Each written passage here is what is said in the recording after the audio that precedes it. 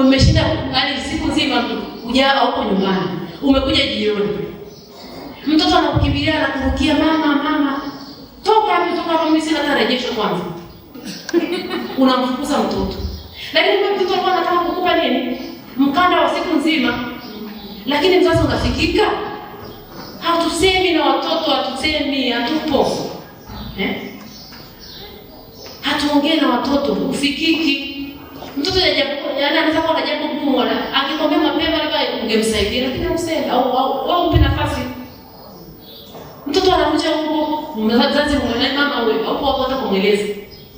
Kumwelezi, umwambie kwamba tunatakiwa kufanya hivi na hivi na nini. Mtoto wako anabalee, unatakiwa umfundishe. Lakini hatusemi. Hatuna muda. Kwa hiyo watoto wanajiendesha wenyewe. Akikutana na dada wa kazi ambaye anajitambua atamuelekeza. Lakini wewe mama kama mama haujasimama nafasi yako. Kwa hiyo dunia inamfundisha mtoto hivyo, ndio story inakuwa hivi. Mzazi unafuatilia maendeleo ya mtoto ya kielimu, ya kiroho, ya kimwili, ya kiakili, unafuatilia.